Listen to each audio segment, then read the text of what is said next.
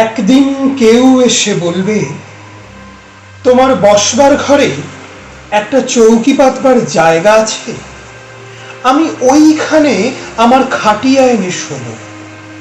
আমার গাছতলা আর ভাল লাগে না।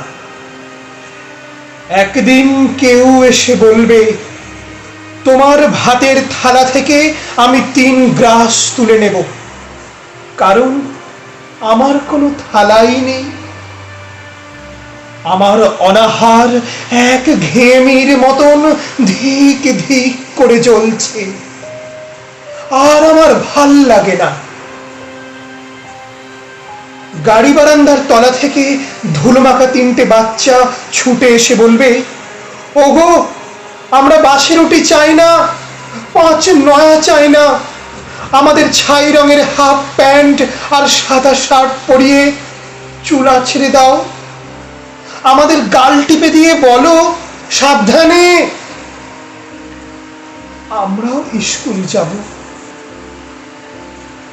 একদিন কয়লা খনির অন্ধকার থেকে উঠে আসবে একজন কালো রঙের মানুষ।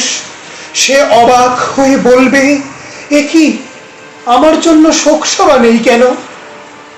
ডিনামাইট নিয়ে আমি গিয়েছিলাম গভীর থেকে আরো গভীরে। আমি ফিরিনি, কিন্তু তোমাদের জন্য আগুন এসেছে। আমার নামে তোমরা কেন নাম রাখনি শহরের রাস্তা? তবে এসব রাস্তা কাদের নামে, তাদের তো চিনি না। একদিন ধান খেতে কাদা জল মেখে দাঁড়ানো একজন মানুষ নিজের চেয়ে আরো অনেক লম্বা হয়ে উঠে গলা তুলে বলবে, তোমরা যারা কোনোদিন কাদা জল মাখনি, মাটিতে শোনোনি কোনো আওয়াজ, জানো না ঘাম রক্ত উৎকণ্ঠায় সবুজ হয় সোনালি, সেই তোমরাই শস্য নিয়ে রাফাজানি করো, আর আমার সন্তানরা থাকে উপবাসী। তোমাদের লজ্জা করে না? আমি আসছি।